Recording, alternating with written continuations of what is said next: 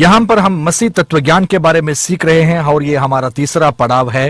आपको फिर से याद दिलाने के लिए हम यहाँ कोलोसियों 2 अध्याय की 8 से देख रहे थे, जहां पर वो बताती है कि चौकस रहो कि कोई भी आपको तत्वज्ञान से धोखा ना दे, जो मनुष्यों की परंपराई मत और संसार की आदि शिक्षा के अनुसार है, मसीह के अनुसार नहीं। और मैं आपको बता रहा था कि ये सच्ची में ये सब चीजों की जड़ है। जैसे हमने पहले बताया, जिस तरह से परमेश्वर की वचन में एकांतर होती है कि किस तरह से हृदय में वचन को आपको बोना है, कैसे परमेश्वर की राज्य एक बीज के समान है जिसको सही तौर से बोना है, जो आत्मिक कार्य भी है। और जैसे इसे एक व्यक्तिगत व्यक्ति की विचार नहीं कह सकते हैं, हम कह सकते हैं कि एक तत्वज्ञान है जिसके द्वारा दुनिया इसको देखती है। जिंदगी की तरफ आपकी क्या मनोभावना है, इसके बारे में हमने 2 पाठ की अध्ययन की। एक वचन जो मुझे याद नहीं है, जो जोर देता है, अगर मैंने जोर दिया है तो मुझे वो याद रहना चाहिए, क्योंकि मेरे लिए ये बहुत ही महत्वपूर्ण बात है। इब्रानियों की पत्री 11 की 15वीं वचन, जिसमें अब्राहम और सारा के बारे में बोला है। ये वचन ऐसे बताती है कि अगर अब्राहम और सारा ने अपने छोड़े हुए देश के बारे में याद किया भी होता तो हो सकता था कि वो वापस उसी जगह चला जाए। कि ये मैंने आपको बोला पहले। यहाँ पर कोई उस तरफ सर ला के बोल रहा है कि नहीं, कोई बोल रहा है कि हाँ। मुझे ठीक से पता नहीं कि हम अभी तक क्या सुन रहे थे। चाहे कुछ भी हो, मैं आपको जल्दी में कहना चाहता हूं कि ये वचन जो है अब्राहम और सारा के बारे में जो बताती है कि अगर वो अपने देश वापस जाते तो अविश्वास होता। इसलिए आप इस बात को उनके अविश्वास और विश्वास के भी जोड़ के बोल सकते थे कि ये एक प्रलोभन है। और ये जो बात है आपके सोच पर आधारित, अगर आप ये सोचते नहीं है, आप नहीं कर सकते हैं। मेरे पास 2 बाइबल है, ये कहां से आया? मुझे ये अच्छा लगता है। अगर आप कुछ बात को नहीं सोचते हैं तो आप उसको नहीं करेंगे। इसलिए जो प्रलोभन वाली बात है पूरी तरह से आपके सोच पर निर्भर है कि आप क्या सोच रहे हैं। ये जो बात है, हमारी जो विषय है मसीह तत्व ज्ञान, उसके साथ जुड़ती है कि किस प्रकार से हम सोचते हैं, हमारी विचार क्या है, सिद्धांत क्या है, इस दुनिया की नजर में ये बात कैसी है। अगर इसको सही तौर से हम सोचें तो शैतान हमारे जीवन में रास्ता नहीं पाएगा। लेकिन दुख की बात यह है कि आज हमारे बहुत सारे लोग जो हैं इस दुनिया की बातों में इतने उलझे हुए हैं, क्योंकि दुनिया के बारे में सूचनाएं प्राप्त करते हैं, अखबार पढ़ते हैं, पत्रिका पढ़ते हैं, जिसके द्वारा हमारे दिमाग पर दबाव पड़ती है। और हमारी जो पीढ़ी है वो ऐसे एक सोच विचार के अंदर उलझी हुई है कि आज हमें एक शांत माहौल में रहना मुमकिन नहीं है। ये बात परमेश्वर के वचन के बिल्कुल विरोध में ही है। और इन विषयों से हमारे जीवन में सबसे ज्यादा प्रलोभन होती है। और यहाँ अब्राहम के विषय में अगर महान बात कहे जाए तो उनके जीवन में ऐसी कोई भी चीजें नहीं थी जो उनको प्रलोभित किया। ये हमारे बीच में बहुत ही अंतरण लाती है, क्योंकि ये एक ऐसी बात है जो हमारे हृदय को दृढ़ करती है। इसलिए प्रभु का आप धन्यवाद करें कि हमारे हृदय को प्रभु के साथ लगाए रखें। हम वापस आज उत्पत्ति की पुस्तक 3 अध्याय में वापस आएंगे और देखेंगे कि यहां पर वचन क्या बताती है। ये आदम और हव्वा के प्रलोभन के बारे में बताती है। अगर मैं याद करता हूं तो मैंने इससे पहले आपको बोल दिया है। 3 अध्याय की पहली वचन में देखते हैं कि सांप ने किसी बड़े सी सामर्थी जानवर को इस विषय के लिए नहीं चुना, या तो फिर जो बहुत ही भयानक जानवर था, लेकिन उसने बहुत ही चतुर एक जानवर को चुना, क्योंकि शैतान हमारे जीवन में हमारे खिलाफ बिल्कुल कुछ भी नहीं कर सकता। शैतान आदम और हव्वा के ऊपर अपने कार्यों को करने के लिए दबाव नहीं डाल सकता था, इसलिए उनके सोच में वो घुस गया और जिस तरह से उनकी सोच विचार थी उस पर वो असर करना शुरू किया, क्योंकि पाप यही से शुरू होती है, वो आपकी भावनाओं में शुरू होती है। ये बहुत ही एक सामर्थी बात है, हमारे भावनाओं को किस तरह से कैद करके रखना। इस विषय पर इस साल के अंत में मैं आपको सिखाऊंगा, वो यहां पर अच्छी तरह से जुड़ती है। बहुत सारे लोग इस बात को महत्वपूर्ण नहीं समझते हैं, अपने सोच विचार को किसी भी तरह उलझा देते हैं, इस दुनिया की गंदगी को अपने मन के अंदर पूरी तरह से भर देते हैं और उसके बाद सोचते हैं कि मैं क्यों परमेश्वर पर पूरी तरह विश्वास नहीं कर पा रहा हूं। आपकी व्यवहार और भावनाएं जो है जुड़ी हुई है, ये उस बात पर जुड़ी हुई है कि आप किस तरह से बातों को सोचें। इसलिए अपने सोच विचार पर आपको नियंत्रण करना है। आपके अंदर एक मसीह तत्व ज्ञान और सोच विचार होना है, और हम जो है इसके विरोध में सब सोचते हैं। और आज ऐसे बहुत सारे लोग हैं जो परमेश्वर में जी नहीं रहे हैं, और उनकी जो सोच विचार है उनकी जीवन की एक नींव बन चुकी है। बहुत सारे लोगों के अंदर की सोच ये है कि मेरा परिवार इस तरह से रहा है, इसलिए मैं भी यही करूंगा। इस तरह की एक व्यक्तित्व को आप अपने अंदर ही पूरी तरह से बना लेते हैं और कभी भी प्रभु को समर्पित नहीं करते, और इस कारण आपके जीवन में चाहे गुस्सा हो, खुशी हो, निराशा हो, चाहे कुछ भी हो, आप इस तरह से व्यवहार करते हैं जैसे कि आपको पहले ही ये बोला गया है, जैसे कंप्यूटर के अंदर एक प्रोग्राम बनी हुई है। आपको इन बातों को पूरी तरह से आपके जीवन से निकालकर आपको बदलना ही है। इसलिए आदम और हव्वा के जीवन में शैतान जो आया उनके सोच के द्वारा था। और यहां पर ध्यान दें, उत्पत्ति 3 अध्याय की पहली वचन में यहोवा परमेश्वर ने जितने बनेल पशु बनाए थे उनमें सर्प चतुर था और उसने स्त्री से ये बात कही। क्या सच है कि परमेश्वर ने कहा कि तुम इस वाटिका के किसी वृक्ष का फल ना खाना? शैतान ने जो किया यहां पर वो प्रभु के आज्ञा पर आक्रमण था, परमेश्वर के वचन पर आक्रमण किया। आप जानते हैं कि आप अगर अपने मूल्यों को प्रभु के वचन पर बनाएं, हम सब हमारे विचारों को परमेश्वर के वचन के आधार पर बनाते, तो शैतान हमारे विरोध में नहीं आ सकता है, क्योंकि पहले उस वचन के खिलाफ उसे आना है।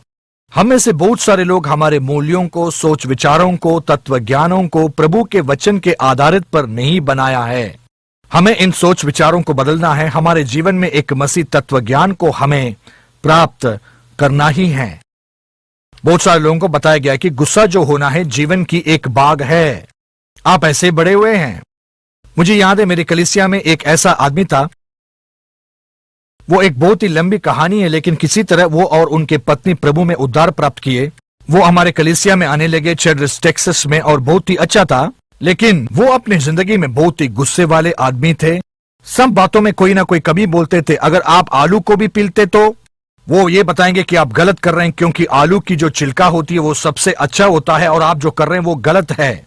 साबुन उनको पसंद नहीं था क्योंकि वो प्राकृतिक नहीं था, और इस बात पे शक नहीं था कि उनको साबुन पसंद नहीं है।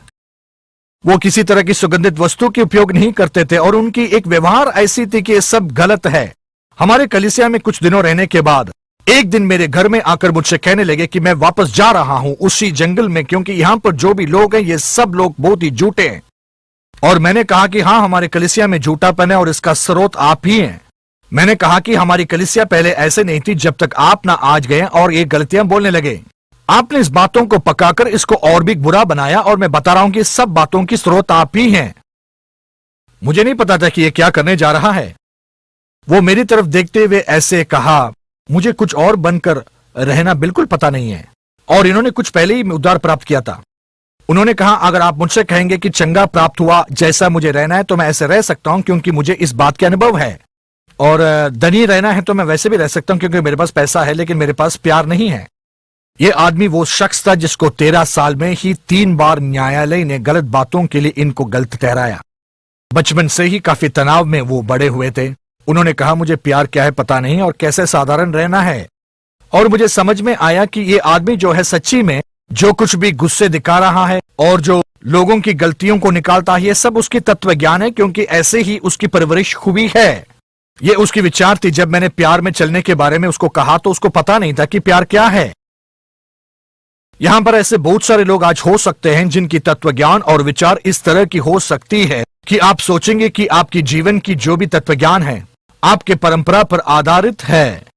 आपकी परवरिश जो है गुस्सा और झगड़े की माहौल में हुई है। आपकी परवरिश ऐसे लोगों के बीच में हुआ है जो बुरे हैं, और आप सोचते हैं यही जिंदगी है, लेकिन ये गलत है। हम लोग एक दिन डेनवर जा रहे थे रविवार के दिन, और हमने हमारे 2 पोतियों को और बेटों को सर्कस ले गए। हम वहां पर पहुंचे और पता नहीं किस तरह हम वहां पर शादी के बारे में बात करना शुरू किए, और वहां पर कोई रेडियो पर शादी के बारे में कुछ बातों को कह रहा था। नहीं, हम वीडियो देख रहे थे, गाड़ी चलाते हुए हम ये देख रहे थे, और ये जो बात थी एप्पल डैपल खेल थी। क्या आप में से कोई ये याद करते हैं, जहां पर आप देखते हैं कि डॉन हास्टन और डस्टी जो हैं उन दोनों की शादी जो है 10 मिनट में हो जाती है, और उनके बीच में एक लड़ाई होती है और वो बेलन से मारती है, और अगर आप उनको पूछेंगे ये क्या हो गया तो बताएंगे कि उनका शादी हुआ है। और वो हंसी के तौर पे बता रहे थे कि शादी ऐसे होता है, और मेरे बेटे ने मुझसे ये कहा कि शायद ऐसा ही शादी होता है कि नहीं, क्योंकि वो एक बुरी शादी से गुजरा। मैंने कहा ऐसा नहीं है। मैंने कहा ये बिल्कुल ऐसा नहीं। उसने कहा कि तो आपकी शादी जिस तरह होना था वैसे ही हुआ है, लेकिन आप उन कम लोगों में पड़ते हैं। ऐसे हमने बहुत सारी बातों को बोला।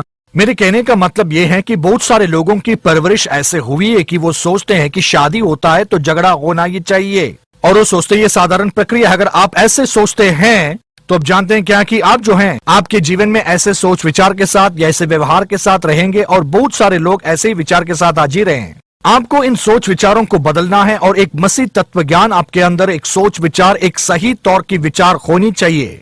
और समझ लें कि चाहे आपकी परवरिश किसी भी तरह हुआ हो, ऐसे माहौल में हुआ जहां पर झगड़ा देखते थे, जहां पर चिल्लाना देखते थे, कोई फर्क नहीं। अगर उद्धार प्राप्त किया है तो आपको सोच बदलना है।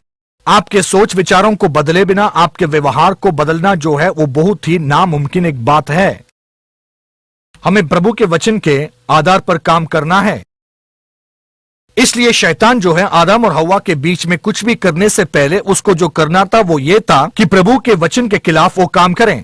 और इसलिए उसने पूछा उसको कि क्या प्रभु ने इसे कहा है। और यकीनन मैं कह सकता हूं कि आपके जीवन में किसी भी तरह की पाप या बात के खिलाफ अगर शैतान को आपके जीवन में मार्ग प्राप्त होना है, ये आपके सोच विचार के आधार पर ही होगा, तत्व ज्ञान पर, आपके विचार पर। यह सामर्थ्य है। और इसी कारण जो है हम सब आज यहां पर आए।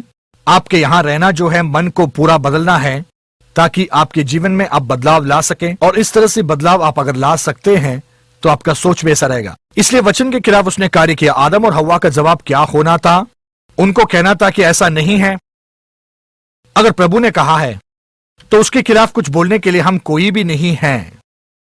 प्रभु बहुत अच्छे प्रभु हैं, और प्रभु ने अगर हमसे कुछ कहने को कहा है तो हमसे उस सामर्थ्य है, और आपको सिर्फ उसकी उपस्थिति में समर्पित करना, पूछना नहीं कि क्या है ये।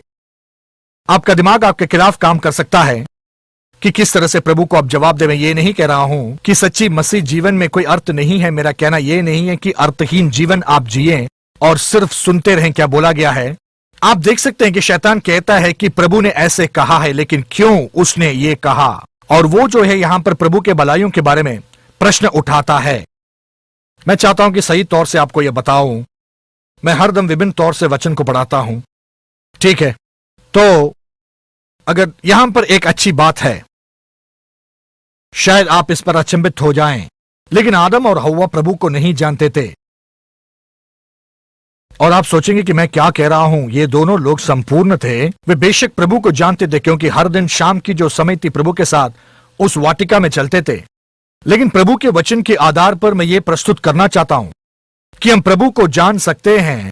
आदम और हव्वा के समझ से भी बहुत ज्यादा समझ जो है हम प्राप्त कर सकते हैं। हम इस बात की ज्यादा तारीफ नहीं करते हैं कि कितना प्रभु ने अपने बारे में, अपने स्वभाव के बारे में हमें प्रकाशन दिया है। और मुझे नहीं लग रहा है कि आदम और हव्वा के कभी भी ऐसा विचार था कि प्रभु उनसे बहुत प्रेम करते हैं कि वो खुद मनुष्य बन जाएं, वो स्वर्ग को छोड़कर इस धरती पर आकर एक मनुष्य की तरह रहकर मनुष्य की सारी दर्दों को अपने जीवन में प्राप्त करें, और मौत के द्वारा सारे मनुष्य की पाप को अपने ऊपर उठा लेगा। आदम और हव्वा इस बात को नहीं जानते थे। प्रभु ने उनके खिलाफ कुछ भी नहीं किया था। मैं विश्वास करता हूं कि अच्छा माहौल बना के दिया और सारी बातों को संपूर्णता से उनको दिया।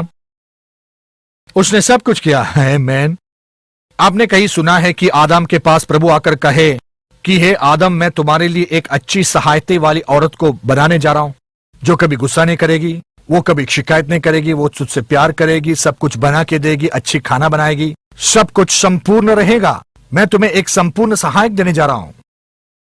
आदम ने कहा, इसका कीमत क्या होगा? प्रभु ने कहा, एक पैर और हाथ। उसने कहा, एक पसली के लिए क्या दोगे?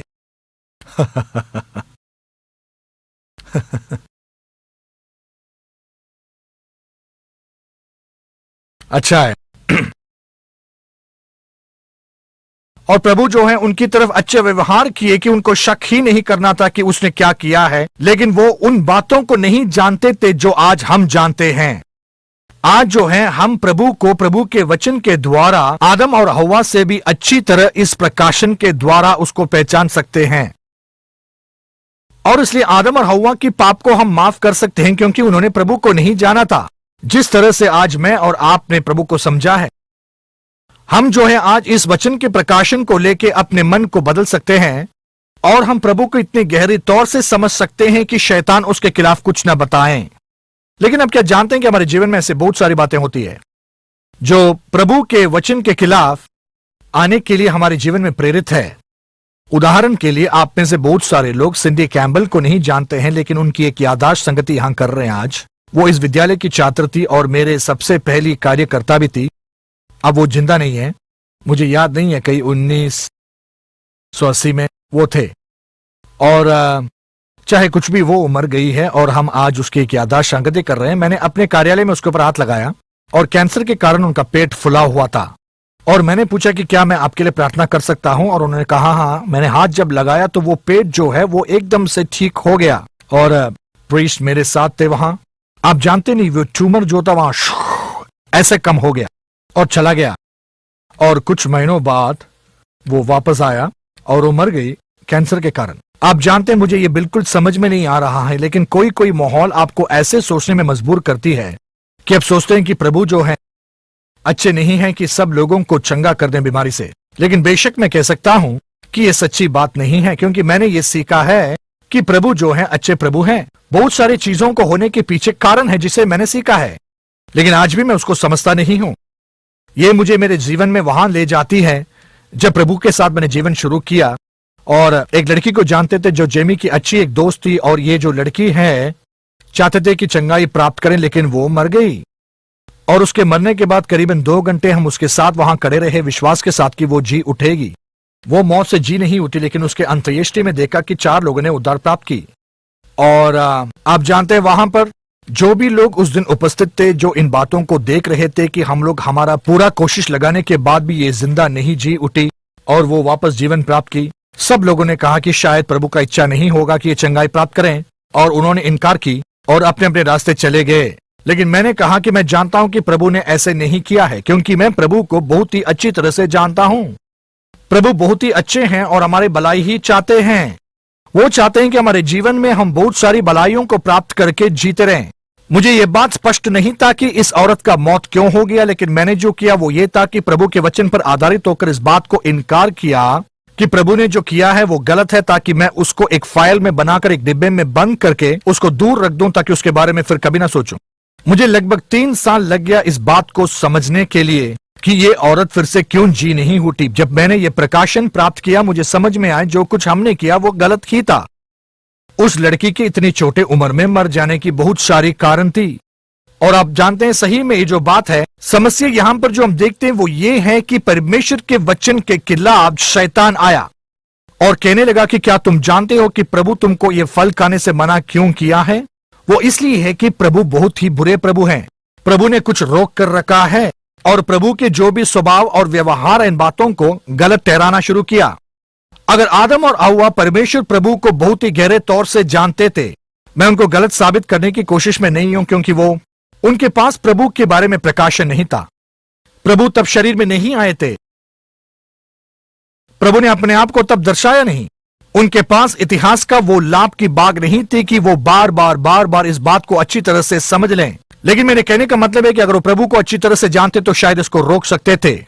इस प्रलोभन के विरोध में पूरी तरह से अपने आप को वचन पर आधारित करके प्रभु को जानते हुए इसे रोक सकते थे और जान सकते थे कि प्रभु भला है। अगर हम उनके दृष्टिकोण में इसे देखें, प्रभु ने उनको एक अच्छी माहौल दिया था, वो बहुत ही अच्छा था, खाना बहुत ही अच्छा था, सब कुछ अच्छा था, कोई भी परेशानियां वहां नहीं थी। सब बातों को पूर्ण तौर से बनाने के बाद प्रभु ने सिर्फ एक ही बात उनको कहा था जो उन्हें कभी भी नहीं करना था, और मैं पूरी तरह से विश्वास करता हूं कि यह उनकी परीक्षा के लिए ही थी। प्रभु उनको किसी भी दबाव में नहीं डालना चाहते थे कि उसके पालन करें। उनको एक अवसर दिया। इन भलाइयों को प्राप्त करने के बावजूद भी उन्होंने उस बात पर ध्यान दिया जो उनके पास नहीं था। जो बातें आप नहीं जानते वो आपकी जानकारियों को प्रभावित करने के अवसर ना दें। परमेश्वर के वचन में यह बात साबित किया गया है कि प्रभु भलाइयों का प्रभु है, हमसे प्रेम करता है और सिर्फ भलाइयां करना ही चाहता है।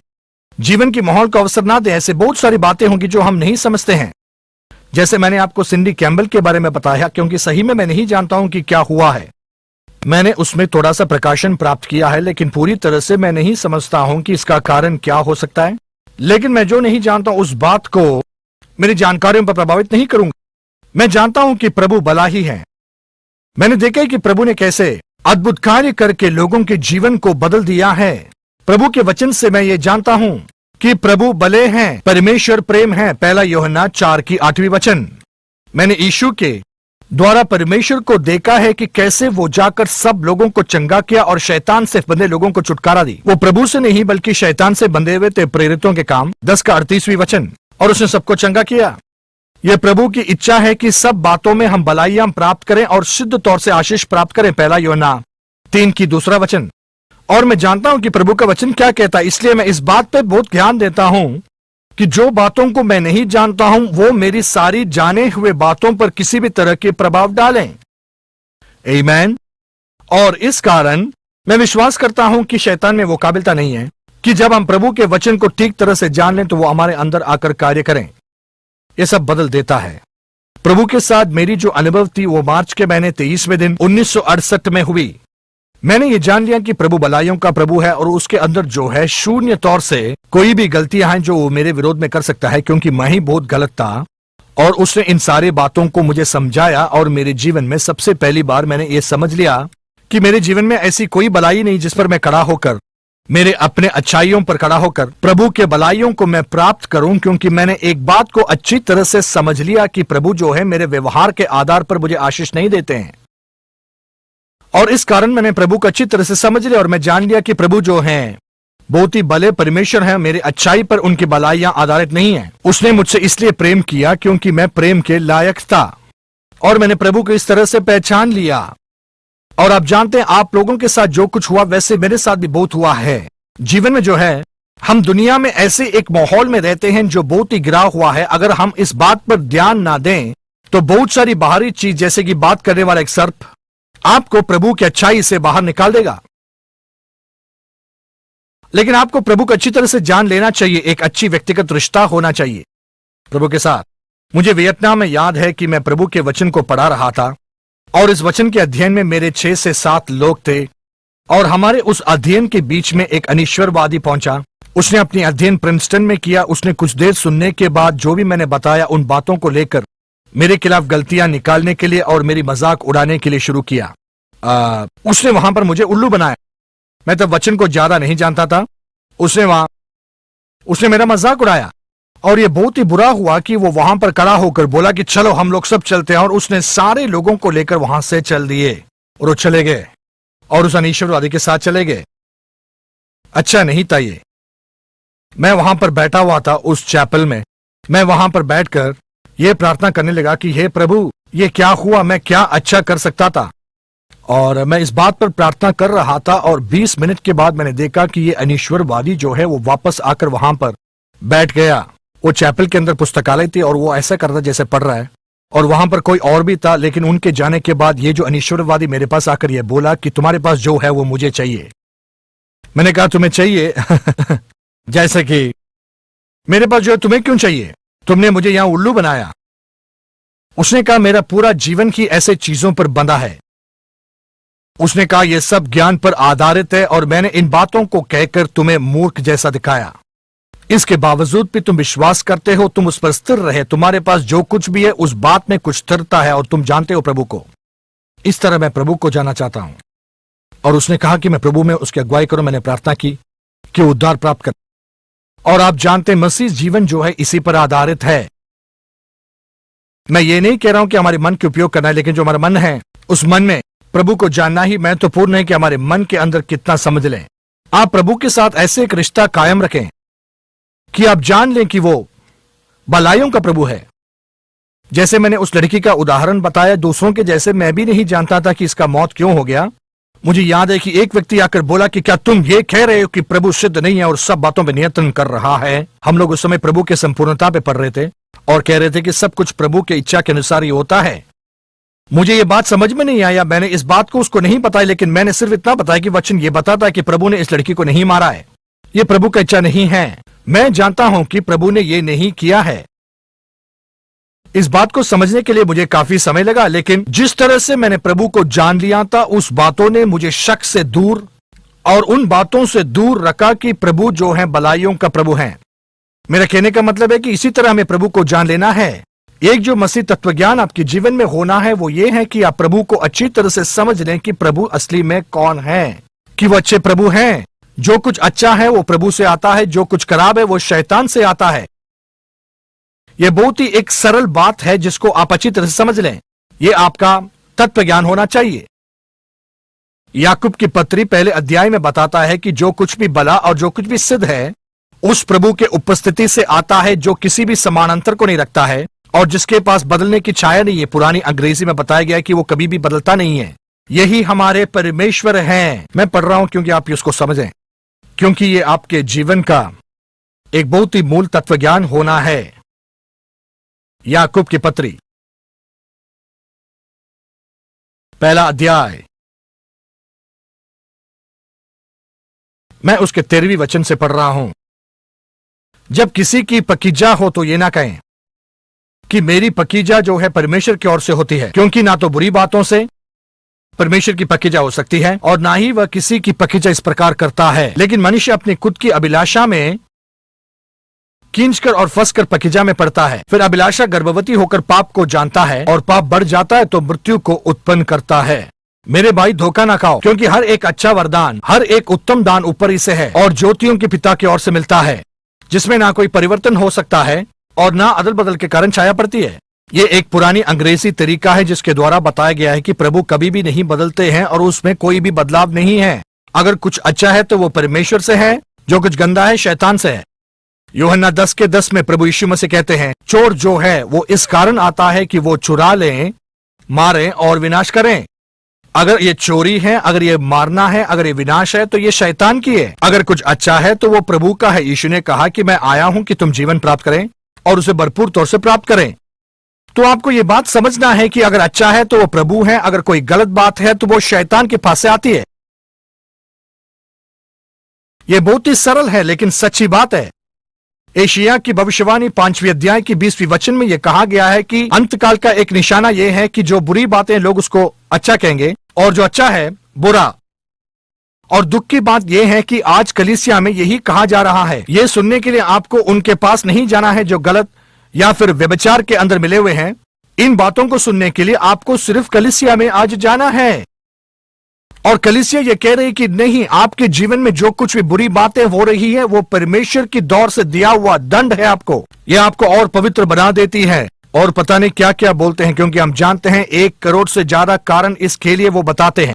लेकिन मैं आपसे कह रहा हूं कि मेरी एक तत्व ज्ञान है जिसके ऊपर मैं आधार हूं और मैं आज भी बहुत सारी बातें होते हुए नहीं देखता हूं, लेकिन बहुत सारे ऐसे नतीजों को देखता हूं जो मैंने कभी भी नहीं देखा है। ये ऐसा है कि जैसे मेरे पास हजारों पहेलियां थी और उनमें से सिर्फ 10 ही काम आते थे और 990 जो नहीं थे। लेकिन आज मेरा वो 990 जो है वो मिलते हैं, 10 नहीं मिलते। मैं जानता हूं कि मैं सही रास्ते पे हूं। आमीन। मैं इसमें से बदलने नहीं जा रहा हूं। मैं देख रहा हूं कि प्रभु का सामर्थ कैसे लोगों के जीवन में आज कार्य कर रहा है। ये सिर्फ मेरी एक तत्व ज्ञान है कि परमेश्वर जो है भलाइयों का प्रभु है। जैसे यीशु ने कहा कि वो पिता की तरफ से आए हुए हैं। अगर तुमने मुझे देखा है तो तुमने पिता को देखा है। और यीशु ने बीमारी किसी के भी जीवन में नहीं डाला।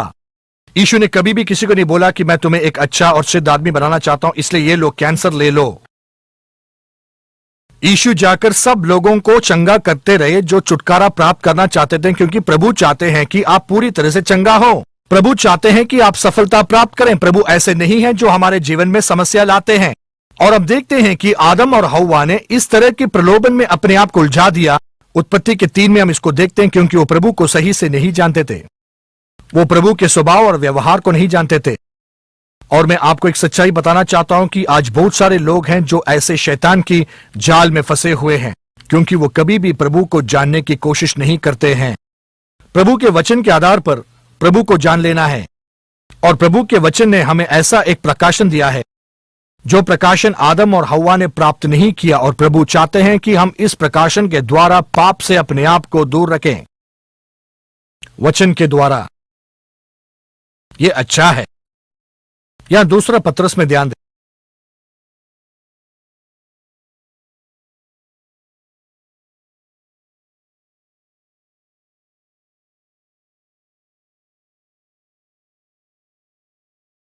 दूसरा पत्रस के पहले अध्याय में हम देखते हैं कि पत्रस अच्छी तरह से जानते थे कि उनके जीवन के अंत में पहुंचे हैं।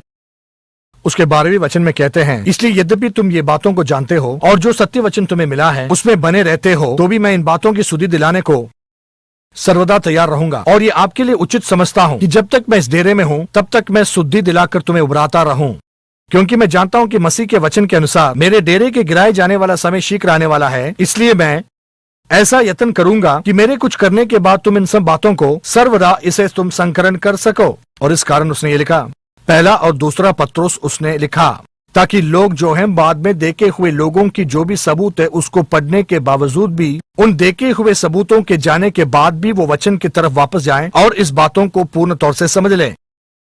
और उसके बाद उसी अध्याय में 16 में, क्योंकि हमने तुम्हें आपके प्रभु यीशु मसीह की सामर्थ का और आगमन का समाचार दिया, या तो वो चतुराई से गढ़ी हुई कहानियों का अनुकरण नहीं है, या वरन हमने अपने आप ही उसके प्रताप को देखा है कि उसने परमेश्वर पिता से आदर और महिमा पाई, जब उस प्रतापमयी महिमा से ये वाणी आई कि ये मेरा प्रिय पुत्र है जिसमें मैं पूरी तरह से प्रसन्न हूँ। और जब हम उसके साथ पवित्र पहाड़ पर थे तो स्वर्ग से ये वाणी आते हुए सुना, तब हम वहां थे।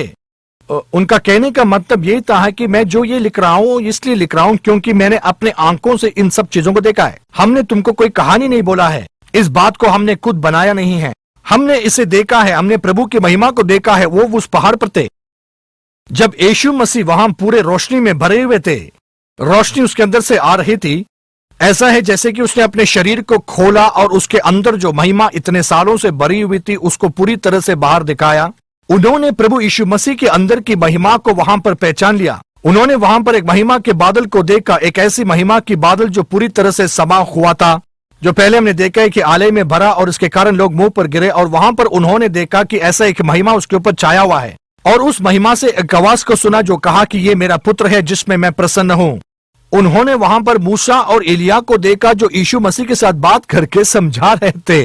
ये बहुत ही सामर्थी है, और इन बातों को ये साबित करने के लिए कह रहा है कि जो कुछ भी हम आपको बता रहे हैं ये एक बनी हुई कोई कहानी नहीं है, ये हमारी सपना नहीं है कि ऐसे ही आगे जैसे हमने पिज्जा खाया।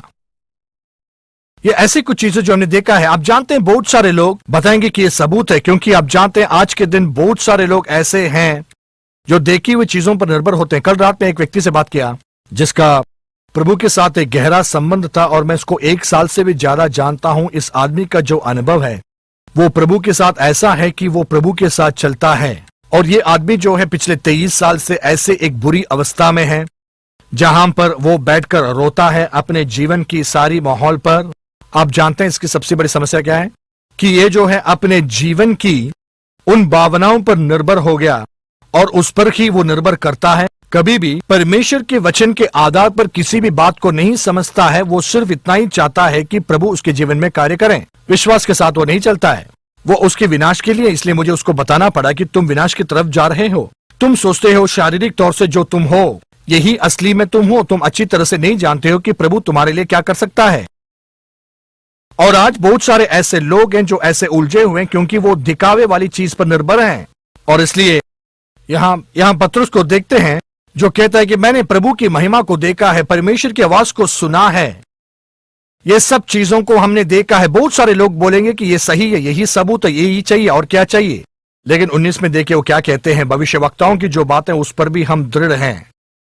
यीशु मसीह की वहां पर महिमा के साथ खड़ा होने से भला क्या सबूत हो सकता है। और वहां पर आवाज सुनते हैं, महिमा की बादल देखते हैं, एलिया और मूसा को भी देखते हैं। इससे बड़ा सबूत क्या हो सकता है। लेकिन 20वें वचन में बताते हैं कि भविष्यवाणी जो होती है किसी के भी विचार पर आधारित बात नहीं है। और वो जो यहां बता रहे वो ये है कि जो कुछ बातें हमने आंखों से देखा उनसे ज्यादा ये वचन जो है वो दृढ़ है, और ये परमेश्वर की वचन है, परमेश्वर की वचन की भविष्यवाणी। बहुत सारे लोग आज प्रभु के वचन को वो स्थान नहीं देते हैं जो उन्हें देना है। आज बहुत सारे ऐसे लोग हैं जो सिर्फ परमेश्वर के वचन को एक अनुभव के लिए उपयोग करते हैं ताकि प्रभु उनको छू पाए, और वो हरदम यही चाहेंगे कि प्रभु बाहरी तौर से उनको छुएं और वो देख सकें कि प्रभु उनके जीवन में क्या अद्भुत कार्य कर रहा है। और परमेश्वर के वचन के उपयोग ऐसे करते हैं जैसे एक स्प्रिंग बोर्ड है जिसके द्वारा वो उछलकर अंदर जा सकते हैं। लेकिन मैं आपको बता रहा हूं कि भविष्यवाणी में यह सबसे दृढ़ भविष्यवाणी है कि आप प्रभु को अच्छी तरह से जान सकते हैं। परमेश्वर के वचन के द्वारा आदम और हव्वा से ज्यादा आप जान सकते हैं। मैं एक किसी भी बात पर आधारित होकर इस बात को नहीं कह रहा हूं। मैंने प्रभु को आदम और हव्वा से भी ज्यादा ही अनुभव किया है। प्रभु मेरे पास आकर ये नहीं कह सकते हैं कि ऐसा क्यों नहीं हुआ। ये इसलिए नहीं कि प्रभु अच्छे नहीं हैं और प्रभु का इच्छा नहीं है कि ऐसा होना है। मैंने सीखा है कि प्रभु भलाइयों का प्रभु है, और ऐसी चीजें भी होती है जो प्रभु की इच्छा में नहीं है। बहुत सारे कारण इसके पीछे हो सकते हैं, लेकिन मैं ये जानना नहीं चाहता हूं। मैं सिर्फ जानता हूं कि प्रभु भलाइयों का प्रभु है। प्रभु मुझसे प्रेम करते हैं। मैं जानता हूं कि प्रभु सिर्फ मेरे लिए भले कार्यों को बना के रखे हैं। अगर कुछ नकारात्मक बातों को देख रहा हूं तो यह प्रभु की इच्छा नहीं है। मैं प्रभु को दोषी नहीं ठहराऊंगा। मैं प्रभु के साथ कड़वा नहीं हूं। क्योंकि मैंने कुछ नहीं देखा, मैं प्रभु के खिलाफ बलवा नहीं करता हूं। अगर आदम और हव्वा सही में प्रभु को जाने होते गहरी तौर से, आप जानते हैं शायद इस प्रलोभन में वो नहीं फंसते। हम यहां पर मसीह तत्वज्ञान के बारे में बात कर रहे हैं, और मैं जानता हूं कि बहुत ही महत्वपूर्ण बात यह है कि आप अच्छी तरह से प्रभु को पहचान लें। वचन के आधार पर आप जान लें कि वो कौन है। मूसा इस बात को निर्गमन की 30वें अध्याय में कहता है कि हे प्रभु, आप मुझे दिखाएं तुम्हारे रास्ते कि मैं तुम्हें जान लूं। और आपको यह बात याद में रखना है कि ये वो मनुष्य है जिसने जलते हुए पौधों में प्रभु को देखा है, जो मिस्र देश गया था और वहां पर विभिन्न 10 आफत को ले आया था, जिसने इसराइल के लोगों को वहां से बचाया और लाल सागर को बीच में से फाड़ दिया, जिसने 40 दिन और 40 रात प्रभु की उपस्थिति में पहाड़ में व्यतीत किया और देखा कि 10 नियमों को प्रभु ने अपने उंगलियों से लिखा है। और इन सब बातों को देखने के बावजूद भी प्रभु मुझे आपकी रास्ता बताएं ताकि उस पर मैं चलूं। आप सोचेंगे कि वो प्रभु को अच्छी तरह जानता था। आप क्या जानते हैं कि प्रभु इतने महान और सामर्थी हैं कि आप पूरी तरह से कभी भी उसको नहीं जान पाएंगे। मेरे पास बहुत सारे ऐसे लोग आते और बोलते हैं कि ऐसा क्यों हुआ है मेरे साथ, ऐसा क्यों हुआ कि मैं 40 साल से बीमार हूं, ये ऐसा कैसे हुआ कि आपको अच्छी तरह से नहीं पता था कि हो रहा है। प्रभु बहुत ही सामर्थी है। मैं बहुत ही दृढ़ हूं। आप जानते हैं, मुझे नहीं लगता है कि हमें हमेशा सब बातों को बता दिया जाएगा जिसके द्वारा हम सब बातों को समझ लें। लेकिन मैं थोड़ा सा मुड़ रहा हूं। मैं उतना तेज एक चाकू नहीं हूं, और मुझे इससे कुछ नहीं हुआ कि ऐसा कुछ है जिसको मैं आज भी पूरा नहीं समझता हूं। और जो प्रभु के बारे में मैं जानता हूं वो मेरे ना जानने की बातों पर किसी भी तरह के प्रभाव नहीं डालती। मैं जानता हूं प्रभु भले हैं, और आज मैं 43 साल से प्रभु को लगातार ढूंढ रहा हूं, और आज भी प्रभु से मांगता हूं कि वो मुझे अपने आप को दिखाएं और बातों को दिखाएं। मुझे कल सुबह एक बहुत ही अच्छा प्रकाशन प्राप्त हुआ, और मैं पढ़ रहा हूं। मैं ये तुम्हें नहीं पढ़ाऊंगा, लेकिन मैं बहुत जल्दी इसको बताऊंगा कि कल सुबह के समय मैं प्रभु के बारे में सोच रहा था, और मेरे पास घोड़े रहे हैं मेरे पूरे जीवन में, और मैं हरदम ऐसे सोचता था कि प्रभु सिर्फ इतना ही चाहते हैं कि वो मुझसे कहेंगे कि तुम यहां जाओ, वहां जाओ, यहां जाओ। और प्रभु ने मुझसे कहा कि तुम एक गधे की तरह या घोड़े की तरह ना रहो जिसके मुंह को हरदम बांध के रखना है, लेकिन तुम तुम्हारे पीछे की आवाज सुनोगे कि यही जगह है, तुम अंदर आओ। प्रभु ने मुझसे बात करके कहा कि मैं तुम्हारा पूरा नियंत्रण करना नहीं चाहता हूं, कि मैं तुम्हारे जीवन की सारी बातों पर नियंत्रण रखूं। मैं चाहता हूं कि तुम मेरे रास्तों को सीखें। मैं चाहता हूं कि तुम आकर पहले मुझे पहचान लो, उसके बाद जो है तुम ऐसे रास्ते पर चलना शुरू करोगे जो मेरे निश्चय के अनुसार निर्धारित है। मुझे नहीं पता आपके साथ ये कैसा है, लेकिन ये जो बात जो है अलग बात है। बहुत सारे लोग बोलते हैं कि हे प्रभु मेरा नियंत्रण लो। प्रभु नहीं चाहते कि वो आपके नियंत्रण रखे, हरदम उसके रास्तों को सिखाना चाहता है, और चाहता है कि उसकी प्रेम आपको दें, उसकी हृदय आपको दें, ताकि आप बाहर जाकर दूसरों में ये बांटें उसकी वचन और मार्ग के अनुसार।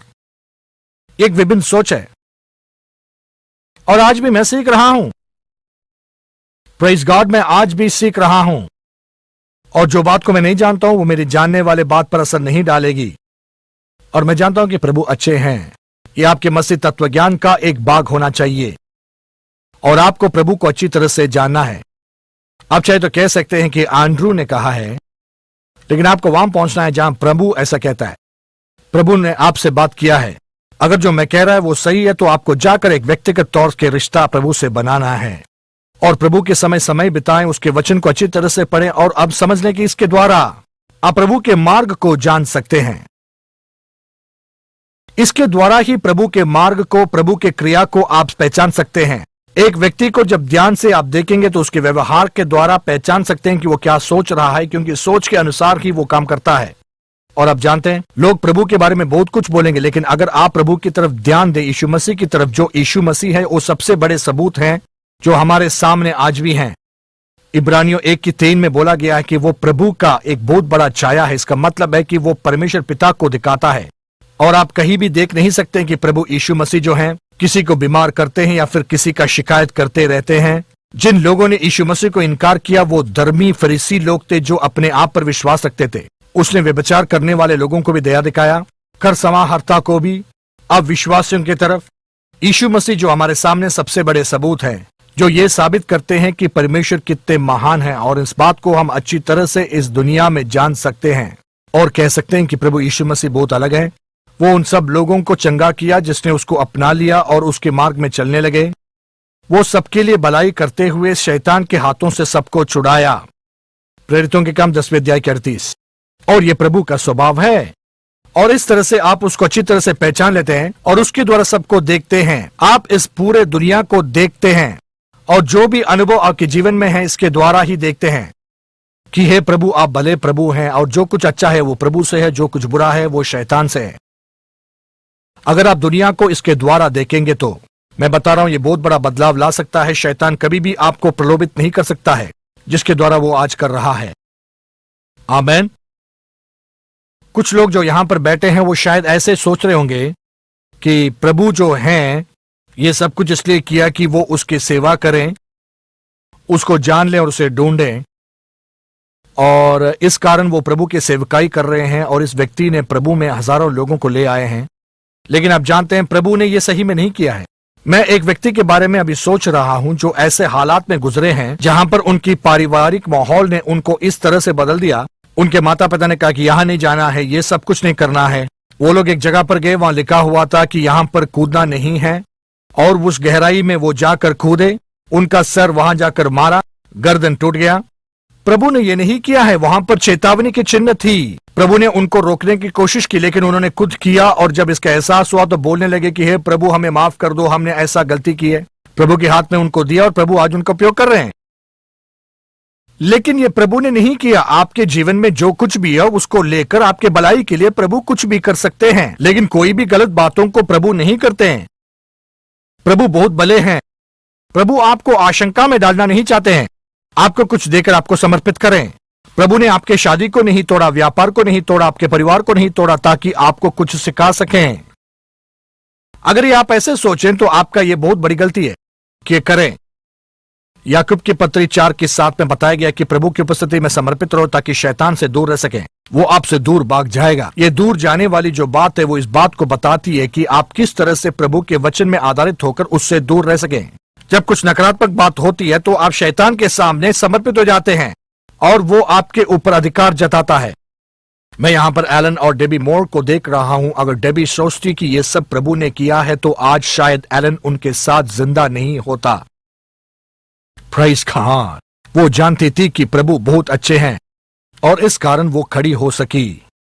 आपको अच्छी तरह से समझ लेना है, नहीं तो आप खड़ा नहीं हो सकते हैं। आमीन। ये अच्छा नहीं है क्या? यहां